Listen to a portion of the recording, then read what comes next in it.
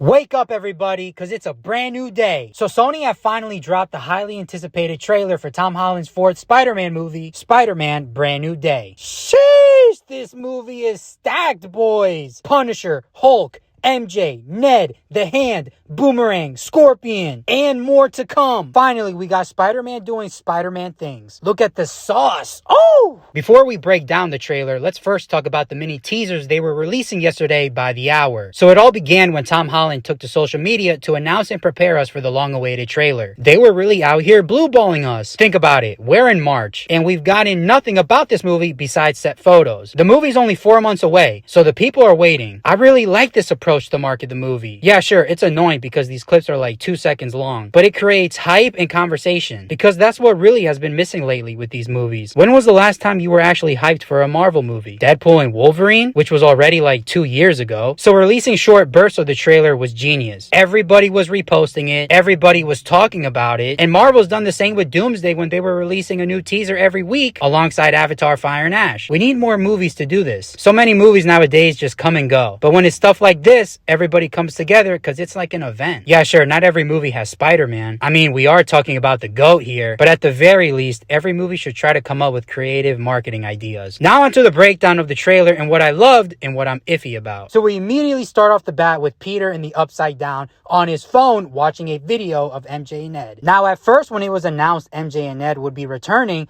I was not happy about it because I thought the ending to No Way Home was perfect. Everybody having to have their memory wiped of Peter Parker's existence. It was perfect. So bringing MJ and Ned back, I thought they were going to immediately undo the spell. But I was wrong. This is brilliant. Bringing MJ and Ned back to rub it in Peter's face. The damage and loneliness he's going through when his ex-girlfriend and his ex-best friend literally live in the same apartment complex. At least that's what it looks like. Because later in the trailer, Peter arrives to a party in one of the rooms and MJ and Ned are there. And looks like MJ already has a new man. So I really like bringing them back to establish how dark of a spot Peter's in. Now let's talk about the suit. Does anyone actually dislike this suit? We got wrinkles back, baby. Look, I actually really like the suits Peter wore in the previous movies. The Stark suit, the homemade suit was dope. I even like the Iron Spider. I know, hot take. My favorite suit was the red and black in Far From Home and No Way Home. But of course, the best suit Tom Holland got was the final swing suit at the end of No Way Home. We didn't know they were going to keep that suit since it is a different director this time around, Daniel Destin Cretton, who obviously did Shang-Chi. Great movie, by the way. Super underrated. And of course, was behind the recently released Disney Plus series, Wonder Man, which was also peak. But nevertheless, this suit is perfect. Thank God they stopped covering the suits in CGI. I understand for like action sequences, you have to CG it. But there's scenes in the Home trilogy where Spider-Man is just standing there and they CG his suit. It makes no sense. The suit will look too clean and too perfect. It just looks off to the naked eye. Compared to this, where the suit looks tangible and breathable. There's a reason why everyone regards the TASM 2 suit as the GOAT Spider-Man suit. And speaking of too clean, I really like the grimy look of this movie. Looking back at the Home trilogy by John Watts,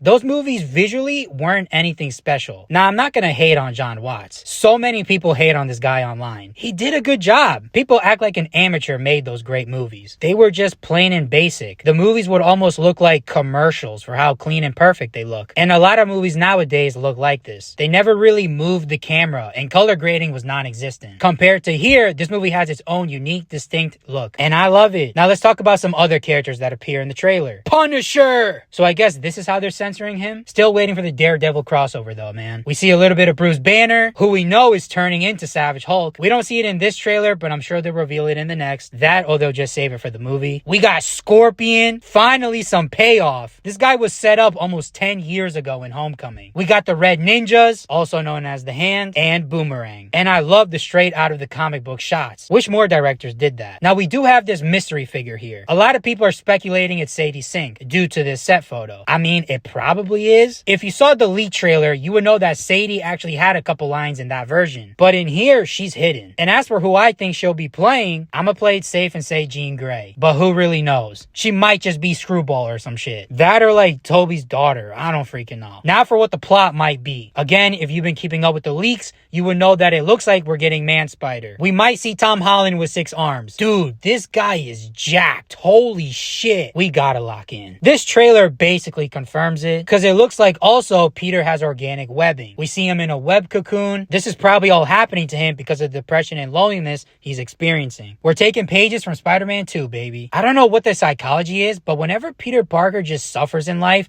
I freaking love it. Seriously, the more you beat on Spider-Man, the better the movie is. I don't know what it is. Not for the connection to the grander MCU. Brand New Day is set to release this July on the 31st. And Doomsday is still on track to come out on December 18th. Oh, sorry. I mean Doomsday. This means something, man. Do I think Spider-Man is in Doomsday? Yes, but no. Here's my theory. I think they're pulling an Ant-Man and Infinity War. What do I mean by that? Well, back in 2018, Infinity War came out in April, and Ant-Man and the Wasp a couple months later in July. Was Ant-Man in Infinity War? No. And so what was Ant-Man doing during Infinity War? Well, he was dealing with ghosts or whatever Ant-Man 2 is about. And in that movie's post-credit scenes, we got the connection to Avengers, when Scott is trapped in the quantum realm due to Hope, Hank, and Janet getting snapped out of existence. So for Brand New Day and Doomsday, I think they're doing the same thing, but this time in chronological order. Brand New Day is its own thing and won't really have any connection to Doomsday. If anything, they might just be setting up the new X-Men movie by Jake Schreier, brought to you by Thunderbolts. And then in Doomsday, Tom Holland's Spider-Man appears in the post-credit scene, setting up a major role for him in Secret Wars, just like Ant-Man playing a major part in Endgame. So I don't think Tom Holland's Spider-Man plays an actual role in Doomsday. But if anything, he's a post-credit scene. And that's not to say we won't see a Spider-Man in Doomsday. If you know, you know. On paper, this movie looks to be even crazier than No Way Home, if that's even possible. So much looks to be happening. Hulk, Spider-Man, Punisher. That's an interesting trio. The Man-Spider plot? I don't know how I feel about it. It's something different and unexpected. The movie looks stuffed. It's giving a little TASM 2 vibes, but in a good way. But if there's anyone that can do it, it's double DC. So Spider-Man Brand New Day trailer is officially out. Finally. What did you think? Let me know down below. Peace.